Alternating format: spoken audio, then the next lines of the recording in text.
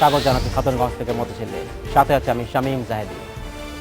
রাজনৈতিক অস্থিরশীলতায় চলতি অর্থ বছরের প্রথম 4 মাসে দেশি বিদেশি বিনিয়োগের প্রস্তাব প্রায় 60% কমে গেছে।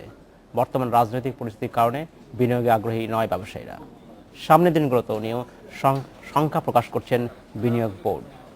আমাদের আজকের আলোচনার বিষয় রাজনৈতিক অস্থিরতায় বিনিয়োগ পরিস্থিতি। এ নিয়ে আলোচনা করতে আমাদের সাথে স্টুডিওতে রয়েছেন বিনিয়োগ বোর্ডের পরিচালক তৌহিদুর রহমান খান এবং ডিসিসিআইয়ের জ্যেষ্ঠ সহসভাপতি নেসার এম খান। তবে মূল আলোচনা যাবার আগে দেখে নিই একটি প্রতিবেদন। বিনিয়োগের জন্য একটি দেশের চলমান রাজনৈতিক পরিবেশকে গুরুত্ব দেয় দেশি বিদেশি বিনিয়োগকারীরা। রাজনৈতিক পরিস্থিতি বিবেচনা করেই বিনিয়োগের সিদ্ধান্ত নেয় তারা। অব্যাহত রাজনৈতিক অস্থিরতা ও দফায় দফায় হরতালে ভাটা পড়েছে দুই ধরনের বিনিয়োগ প্রস্তাবে। বিনিয়োগ বোর্ডের হিসেব অনুযায়ী চলতি অর্থবছরের প্রথম 4 মাসে দেশি বিনিয়োগ কমেছে 60%। একই সময়ে বিদেশি বিনিয়োগ প্রস্তাব টাকার অঙ্কে বাড়লেও নিবন্ধন কমেছে 61%। বেসরকারি খাত ছাড়া অর্থনীতির উন্নয়ন সম্ভব নয় বলে জানালেন ব্যবসায়ীরা। তাই তারা চান বিনিয়োগের জন্য সুস্থ পরিবেশ। আমরা শঙ্কিত যে অর্থনীতি কিভাবে ক্ষতিগ্রস্ত হবে, জনজীবন কিভাবে বিপর্যস্ত হবে, এবং সেটা নির্বাচন সময় হবে হয়তো, এবং নির্বাচনের পরেও কিন্তু এটা দীর্ঘায়িত হতে পারে। যদি রাজনৈতিকভাবে বাংলাদেশ যদি ঠিক না হতে পারে তাহলে কিন্তু অর্থনীতির দ্বারা হতে পারবে না। এই পরিস্থিতিতে কোনো ইনভেস্টর, কোনো প্রাইভেট সেক্টর কেউ তো নতুন করে কোনো ইনভেস্টমেন্ট করবে না যতক্ষণ পর্যন্ত একটা ডিসিশন না হয়। সামনের দিনগুলোর বিনিয়োগ পরিস্থিতি নিয়ে শঙ্কিত বিনিয়োগ বোর্ডও। তবে দ্রুত এই সমস্যা কেটে যাবে বলে আশা করছে বিনিয়োগ বোর্ড। আশঙ্কা যে আমাদের ভিতর নেই তা কিন্তু না, কেননা এখনো কিন্তু আমাদের নভেম্বর ডিসেম্বর শেষ হয় নাই। রাজনৈতিক পরিস্থিতিরা যদি এরকম শান্ত থাকে তাহলে আমরা আশা রাখি আমাদের দেশে বিনিয়োগের পরিমাণ আরও বাড়বে। বিনিয়োগ কমে যাওয়ায় উৎপাদন ও কর্মসংস্থানেও এর নেতিবাচক প্রভাব পড়বে এমন আশঙ্কা বিশ্লেষকদের। উম্মুন নাহার আজমি, ইন্ডিপেন্ডেন্ট নিউজ, ঢাকা। দেখলাম প্রতিবেদনটি আমরা। জনাব নেসার এম খান এবং জনাব তৌহিদুর রহমান খান, আপনাদের কাছে স্বাগত জানাচ্ছি এই অনুষ্ঠানে। জনাব তৌহিদুর রহমান খান, প্রথম প্রশ্ন আপনার কাছেই। আমরা আমাদের প্রতিবেদনে দেখলাম যে বিনিয়োগের প্রস্তাব 60% কমেছে, যদিও আমরা জানি যে এটা টাকার পরিমাণে প্রস্তাবটা হয়তো বেড়েছে। আমরা যদি বিনিয়োগের প্রস্তাবের পরিমাণটা কমও দেখি, এটা কি আসলে কতটা সংখ্যা আমাদের এই সামনের অর্থনীতির জন্য? আমাদের ফিগারের দিক থেকে যদি দেখি, ধন্যবাদ আপনার প্রশ্নের জন্য। প্রথমে আমরা যদি ফিগারের দিক থেকে যদি দেখি যে সংখ্যাগত, তাহলে অবশ্যই বিনিয়োগের সংখ্যা কমেছে। আমি লাস্ট স্ট্যাটিস্টিক্স যদি বলি, সেপ্টেম্বর 13 এখানে লোকাল প্রপোজড ইনভেস্টমেন্টের সংখ্যা হচ্ছে 81টা, যেটা টাকার ভ্যালুতে হচ্ছে 14,566 মিলিয়ন টাকা। আর একই সময় 2012-তে যদি আমি যাই তাহলে এটা ছিল 91, এবং সেপ্টেম্বর 137টা, এবং টাকার অঙ্কে হচ্ছে 37,772। এটা হচ্ছে দেশি বিনিয়োগের, দেশি স্থানীয় বিনিয়োগ। এবং যদি আমি যাই ফরেন, 100% ফরেন এবং জয়েন্ট ভেঞ্চার, সেক্ষেত্রে আমি দেখব সেপ্টেম্বর মাসে আমার এই সংখ্যাটা ছিল 15 2013 সেপ্টেম্বরে, এবং 1,50,141.162 মিলিয়ন টাকা এটা ইনভেস্ট এসছে টাকার অঙ্কে। ঠিক একই সময়ে যদি আমি 12 সালেতে যাই, তাহলে এই সময় আমার সংখ্যা ছিল 14টা ফরেন ইনভেস্টমেন্ট, এবং টাকার অঙ্কে ছিল 2,27,955। দ্যাট মিনস গত বছরের তুলনায় এবার কিন্তু আমার এই সময়ে বেড়েছে। আমি সংখ্যাগতভাবে যদি বলি, একটা মাসের কথা বলছি। 4 মাসের হিসেব যদি আমি যাই, তাহলে আমি 60% যে কমেছে এটার সাথে আমি একমত হতে পারছি না। প্রস্তাব তো কমেছে, এটা তো সংখ্যা 60% কমেনি, বাট কমেছে। এটা সংখ্যাগতভাবে হয়তো 20% অথবা 10%। প্রজেক্ট সংখ্যা, প্রজেক্ট যদি এখন ছোট ছোট আসে তাহলে কিন্তু আপনার অ্যামাউন্টটা কিন্তু বড় হবে না এবং ইন্ডাস্ট্রি বড় না। আমার রিসেন্ট কিছু এক্সপিরিয়েন্স দিয়ে বলছি যে আমরা গত জুন মাসে যেটা ইন্ডিয়া রোড শো করি, সেখান থেকে কিন্তু আমরা ভালো একটা রেসপন্স পেয়েছিলাম।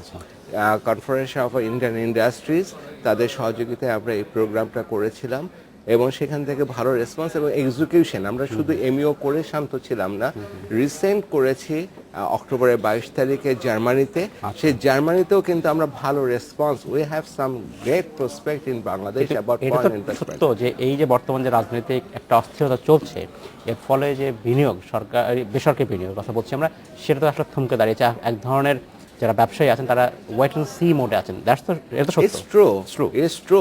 এটা তো অবশ্যই বলবো যে যারা বিনিয়োগ, বেসরকারি বিনিয়োগ আজকে আমাদের ইকোনমিকে এই স্টেজে এনে দিয়েছেন, আমার জিডিপি 6 বা 6.5 বা 6.8 যেটাই আমরা বলি না কেন, এই স্টেজে এনেছে কিন্তু বেসরকারি বিনিয়োগ। আজকে তারা কিন্তু হুমকির সম্মুখীন বা স্থিতিশীল একটা ইনডিসিশনে ভুগছে। ইভেন এমনও ইনফরমেশন আছে যে আমাদের অনেক বিনিয়োগকারী আছেন, উনি স্বীকার করবেন যে আমাদের দেশে বিনিয়োগ করতে আগ্রহ প্রকাশ করছেন না। যেমন আমি জানি রিসেন্টলি গত 24শে নভেম্বর উগান্ডায় যাচ্ছে আমাদের এনআরবি। আচ্ছা, আমাদের দেশে এখানে আসছে ব্যবসা না। করবেন না। কেন আসছে না সেটা হচ্ছে যে আমাদের বিনিয়োগের যে পরিস্থিতি। ধন্যবাদ সেটা- জনাব খান। আমি আপনার কাছে আপনার কাছে ফিরে আসবো। জনাব নেসার খান, আপনার কাছে প্রশ্ন।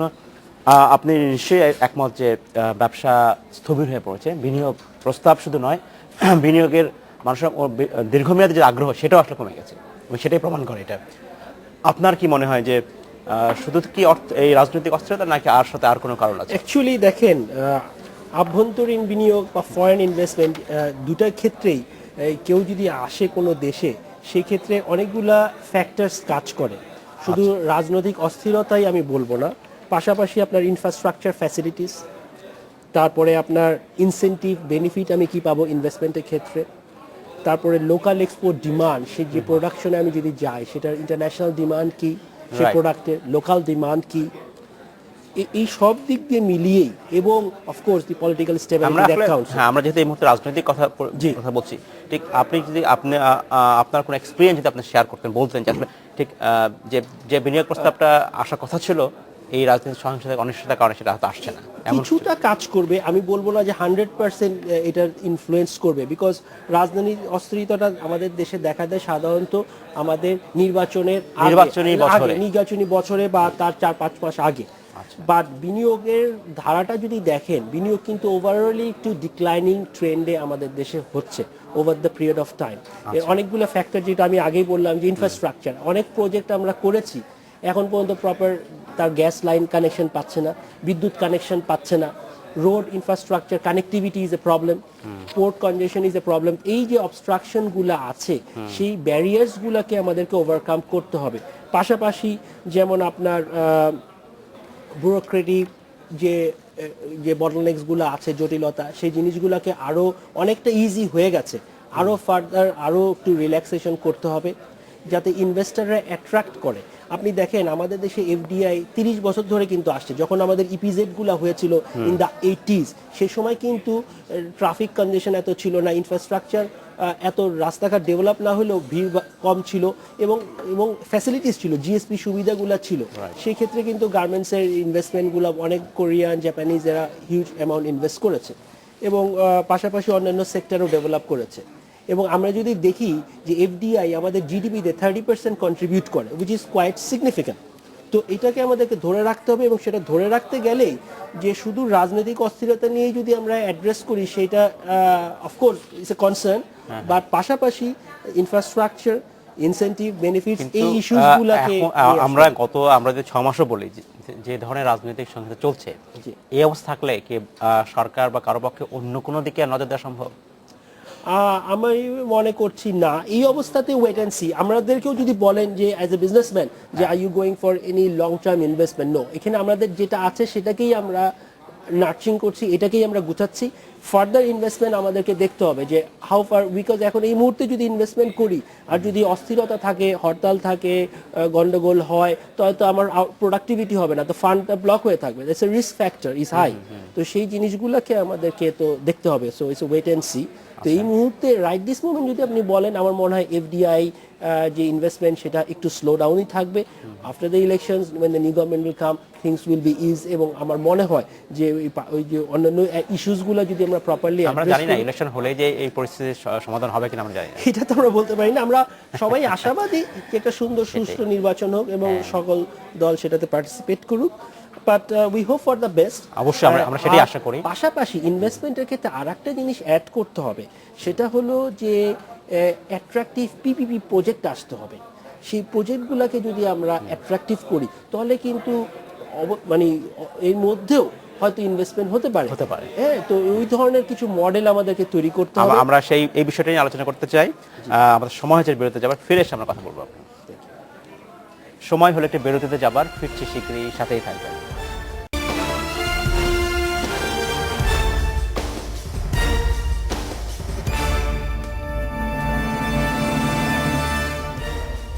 স্বাগত আরেকবার খাতুনগঞ্জ থেকে মতিঝিলে। আজ আমরা কথা বলছি রাজনৈতিক অস্থিরতায় দেশের বিনিয়োগ পরিস্থিতি নিয়ে। এই নিয়ে আলোচনা করতে আমাদের সাথে স্টুডিওতে রয়েছেন বিনিয়োগ বোর্ডের পরিচালক তৌহিদুর রহমান খান এবং ডিসিসিআইয়ের জ্যেষ্ঠ সহসভাপতি নেসার এম খান। জনাব নেসার এম খান এবং জনাব তৌহিদুর রহমান খান, আপনাদেরকে স্বাগত জানানোর সঙ্গে আরেকবার। জনাব তৌহিদুর রহমান খান, আপনার কাছে প্রশ্ন। আমরা বিরতিতে যাবার আগে কথা বলছিলাম, জনাব নেসার এম খান বলছিলেন যে এই ধরনের রাজনৈতিক পরিস্থিতি আমরা এক ধরনের অভ্যস্ত, প্রতি নির্বাচনী বছরগুলোতে সমস্যা হয়। কিন্তু একই সাথে উনি যেটা বলছিলেন যে এরপরেও আসলে বিনিয়োগ আকৃষ্ট করা যেতে পারে। একটা কথা বলাই হয় যে ক্রাইসিস ক্রিয়েটস অপরচুনিটি। ঠিক এই পরিস্থিতি যদি আমরা যদি রাজনৈতিক পরিস্থিতিকে একটু আলাদাভাবে চিন্তা করি, কি এমন কিছু করে যদি আমরা করি তাহলে আসলে বিনিয়োগ ওভারঅল বাংলাদেশে আসলে বৃদ্ধি পাবে, কি প্রয়োজন? আমি জনাব নেসার খানের সাথে একমত যে আমাদের এই বছরে 5 বছর পর পর একটা আমাদের এই সমস্ত সমস্যা আসে। বা সেক্ষেত্রে যদি আমরা দেখি 1 জানুয়ারি জুন এই সময় যদি এফডিআই ইনফ্লোটা, অ্যাকচুয়াল এফডিআই ইনফ্লোটা সেটা হচ্ছে $671 মিলিয়ন, রাইট, এবং যেটা গত বছর ছিল বিলো 494 ছিল। সুতরাং আমি যদি কম্পেয়ার করি যে আমার খুবই খারাপ হচ্ছে সেটা বলবো না, আমি বলতে পারি যে এই পিরিয়ড আমাদের ভালোই এসছে প্রথম 6 মাসে। এবং আপনি যদি দেখেন যে লাস্ট জুলাই সেপ্টেম্বরে capital machinery, one of the identified sector is যে ক্যাপিটাল মেশিনারিজ আমাদের কত আসছে। জুলাই সেপ্টেম্বরে কিন্তু আমাদের 15.31%। শুধুমাত্র জুলাই মাসে বেড়েছে, কিন্তু ওভারঅল জুলাই সেপ্টেম্বর, আচ্ছা, এটা এক কোয়ার্টার। জুলাই থেকে সেপ্টেম্বরের এই যে জুনের পরে জুলাই সেপ্টেম্বর মাসে কিন্তু আমাদের ক্যাপিটাল মেশিনারি ইম্পোর্ট বেড়েছে। বাংলাদেশ ব্যাংকের রিপোর্ট যদি দেখেন, র মেটেরিয়াল এটা কমেছে। র মেটেরিয়াল জুলাই সেপ্টেম্বরে আমার মূল যে এটা ছিল গত বছরে 6.38, সেটা এবার এসছে 6.31% টোটাল ইম্পোর্টেড। সো এইগুলো ক্যালকুলেশন করলে কিছুটা আমি বলবো র মেটেরিয়াল। কিন্তু যেটা উনি বলছিলেন যে লং টার্ম প্ল্যান, যেটা আমি বলছিলাম যে আমার 7 তারিখে একজন ইনভেস্টর আসার কথা ছিল একটা হসপিটাল করার জন্য, সাইট দেখার জন্য, জার্মান থেকে নাম করা একটা hospital Saint Joseph. AR textile আসার কথা ছিল হাই ভ্যালু অ্যাডেড 15 তারিখে, তারা একটু পিছিয়ে দিয়েছে, বাট তারা ক্যান্সেল করেনি, তারা আসবে। এবং এই যে ইনভেস্টমেন্ট, এই যে রিসেন্টলি আমি বলবো যে নিলয় গ্রুপ তাদের 2 হুইলার হোন্ডা, এইটা নিয়ে তারা প্রজেক্ট অলরেডি গত মাসে কিন্তু ওরা সাবমিট করে ফেলেছে, তারা রান করছে, হয়তো এক্সিকিউশনে যাবে ইলেকশনের পরে। এইরকম স্টেজে বলবো যে আমাদের যারা বিনিয়োগকারী এটা অভ্যস্ত, প্রতিবারই এটা করেন এবং এটা আমাদের ইনভেস্টমেন্ট আগায়। আমাদের এটাতে ক্রাইসিসটা তেমন তৈরি হবে না, আমার দৃঢ় বিশ্বাস। আচ্ছা, ধন্যবাদ। জনাব নেসার খান, আপনার কি মনে হয় যে এটা একটা, ঠিক আছে আমরা ধরে নিচ্ছি যে একটা ইলেকশনের বছর, এই কারণে হয়তো মানুষজন একটু সময় নেবে, কিন্তু আমরা যদি আসলে সত্যিকার অর্থে আমাদের দেশের বেশি অ্যাট্রাক্ট করতে চাই, এফডিআই আনতে চাই, পলিসি যে সাপোর্ট দরকার, আসলে কোন কোন জায়গায় আপনার প্রয়োজন আছে বলে মনে হয় একজন ব্যবসায়ী হিসাবে? আপনার কি মনে হয়? আমি অ্যাজ এ ব্যবসায়ী হিসাবে যে জায়গাগুলো আমরা যে প্রবলেম ফেস করছি সেটাতে হলো নাম্বার 1 ইনফ্রাস্ট্রাকচার, এবং ইনফ্রাস্ট্রাকচার সিরিয়াসলি আমাদেরকে অ্যাড্রেস করতে হবে এবং কাজ করতে হবে। ট্যাক্সের ব্যাপারে, কাস্টম ট্যাক্সের ব্যাপারটাতেও আমাদেরকে দেখতে হবে। দেখা গেছে যে কিছু কিছু পণ্য আমরা যদি সরাসরি আমদানি করে নিয়ে আসি, কাঁচামাল, দেখা গেল যে কাঁচামালের জন্য যেই পণ্যটা আমি নিয়ে আসছি তার ডিউটি হয়তো বেশি, কিন্তু কমপ্লিট পণ্য যেটা আমরা নিয়ে আসবো প্রোডাক্টটা, সেটার ডিউটি হয়তো কম। তো এই ধরনের যদি হয় তাহলে তো এটা এনকারেজ করবে না ওই ইন্ডাস্ট্রিগুলোকে, ওই প্রোডাক্টগুলোর ম্যানুফ্যাকচারিং বাংলাদেশে করার জন্য। তো সেই জিনিসগুলোকে অ্যাড্রেস করতে হবে, এবং যে কাস্টম ডিউটি, ভ্যাট, ট্যাক্স, এটার যে কিছু জটিলতা আছে সেটাকেও ইজ করতে হবে, ইন্ডাস্ট্রিকে সাপোর্ট দিতে হবে। ভ্যাটেরও একটা ইস্যু আছে, বিভিন্ন স্টেজে ভ্যাট নিয়ে আমরা সমস্যা পড়ছি, এবং এটাতে এন্ড ইউজার, ভোক্তা সাধারণকে বেশি পে করতে হচ্ছে, সেটাও দেখতে হবে।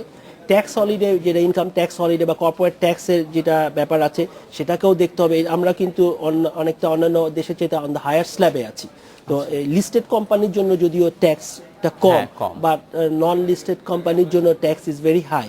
তো আমার মনে হয় এখানেও যদি কিছু করা যায়, কমিয়ে না আসা যায়, দ্যাট এনকারেজ, এবং এই যে ট্যাক্স, ভ্যাট, তারপরে ইন কাস্টম ডিউটি, এই জিনিসগুলোকেও কিন্তু অ্যাড্রেস করতে হবে এবং to make the environment friendly এবং বিনিয়োগের ক্ষেত্রে আরও যাতে আমরা আগাতে পারি। হ্যাঁ, ধন্যবাদ। সবাই আসলে চায় যে ট্যাক্স রেজিমটা সহজ করা হোক, ট্যাক্সটা কম দিতে হোক, কিন্তু একই সাথে সরকারও আসলে ট্যাক্সও কালেক্ট করতে হবে, তার একটা বড় কারণ আছে। আমরা এই দুটোর মধ্যে আসলে ব্যালেন্স কীভাবে করতে পারি জনাব খান? আমরা আসলে এখনো ট্রেড বেসড নেশন, আমরা ইন্ডাস্ট্রিয়াল বেসড নেশন যখন যাব বা ওই ধরনের চিন্তা করব, তখন কিন্তু আপনি এখন যে ট্যাক্সটা পাচ্ছেন তার কয়েক গুণ বেশি পাবেন। আমি বলছি যে এখন আমরা আন্ডারএস্টিমেটেড ট্যাক্সে আছি, এবং যেটা নেসার ভাই বললেন ইজ কারেক্টলি পয়েন্টেড, যে র মেটেরিয়ালস আমার বেশি ভ্যালুতে আনতে হচ্ছে, আমাকে আনতে হচ্ছে finished product. This is indication of the trade based. হ্যাঁ, এখন এখানটা আমি ডিরেক্ট ট্যাক্সের উপরে যখন বেস করে কথা বলছি, তখন কিন্তু আমার প্রবলেমটা তৈরি হচ্ছে। আমি ডিরেক্ট ট্যাক্সের, যেমন কর্পোরেট ট্যাক্স আমার হাইয়েস্ট এই রিজনের মধ্যে, কর্পোরেট ট্যাক্সে আমি বেশি ইম্পাসিস দিচ্ছি, যে হাইয়েস্ট 37.12% হচ্ছে যে কর্পোরেট ট্যাক্স আমরা ক্লেম করছি। ইটস টোটালি রং। আমার অন্যান্য দেশ যখন এসে আমার দেখে এখানে 37%, ওনারা সাফার করছে 37%, এটাকে অবভিয়াসলি কমিয়ে আনতে হবে। আমার যখন র মেটেরিয়ালসের প্রোডাকশন, অনেক ইন্ডাস্ট্রিয়ালিস্ট আছেন বা লোকাল আমি স্পেসিফিক্যালি বলবো যে লোকাল ইনভেস্টর প্রচুর আছেন, যারা যদি ইন্ডাস্ট্রিয়াল এনভায়রনমেন্টটাকে করে দেন, র মেটেরিয়ালসের রেট বাড়িয়ে ফিনিশ প্রোডাক্টে হাই করে দেন, তাহলে ট্যাক্স যেমন বাড়বে তেমনিভাবে ইন্ডাস্ট্রিয়ালাইজেশন হবে, জব অপরচুনিটি ক্রিয়েট হবে, এবং সাথে সাথে ইকোনমিক রাউন্ড করবে। এবং সেই ক্ষেত্রে কিন্তু আমার যে বেনিফিট এখন পাচ্ছি তার চেয়ে কয়েক গুণ বেশি পাবো, কয়েক গুণ। আপনি যেটা বলছেন যে ট্যাক্স কমে যাবে, ইটস নট রাইট। আমার এইখানটাতে অবভিয়াসলি অনেক বেশি ইনকাম আমি জেনারেট করতে পারবো যখন আমি পলিসিগতভাবে এই ট্যাক্স, কাস্টমস ডিউটি, ভ্যাট এইটাকে বেশি হাইলাইট করব। আমি 100% এগ্রি করি ওনার পয়েন্ট, এবং এটার উপরে আমরা কাজ করছি। এবং গতবার আমরা এনবিআর এর সাথে মাননীয় অর্থমন্ত্রী মহোদয়ের উপস্থিতিতে আমরা একটা প্রেজেন্টেশনও দিয়েছি।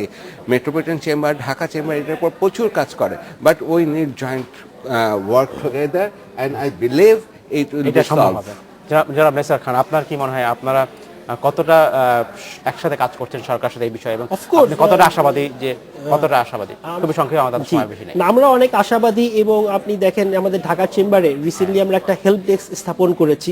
সেখানে আরজেসি, রেজিস্টার অফ জয়েন্ট স্টকের, যে আমাদের মেম্বারদেরকে যেতে হবে না, আমাদের ওই হেল্প ডেস্কে বসেই কোম্পানির রেজিস্ট্রেশন, কোম্পানির রিটার্ন, যে ইয়ারলি রিটার্ন আমরা যেই আরজেসিতে সেটা করতে পারবো। বিওআইকেও আমরা রিকোয়েস্ট করেছি, বিওআইও আগিয়ে আসছে, এবং বিওআইয়ের যে নিবন্ধন করবে কোনো প্রতিষ্ঠানে, নতুন প্রতিষ্ঠানে, সেটাও আমাদের ডিসিসিআই এর মাধ্যমে। তো এই যে পাবলিক প্রাইভেট পার্টনারশিপ, সেটা আগাচ্ছে, এবং আমরা এনবিআর এর সাথেও কিন্তু ঢাকা চেম্বার একটা ঢাকা কাস্টম হাউস অটোমেশন একটা প্রকল্প করেছি। ধন্যবাদ জনাব স্যার। আমরা আশা করবো এটা সম্ভব হবে, এবং আশা করবো এর ফলে সরকার এবং বেসরকারি খাত একসাথে কাজ করে এবং দেশের অর্থনীতির জন্য একটা অবদান রাখতে সক্ষম হবে।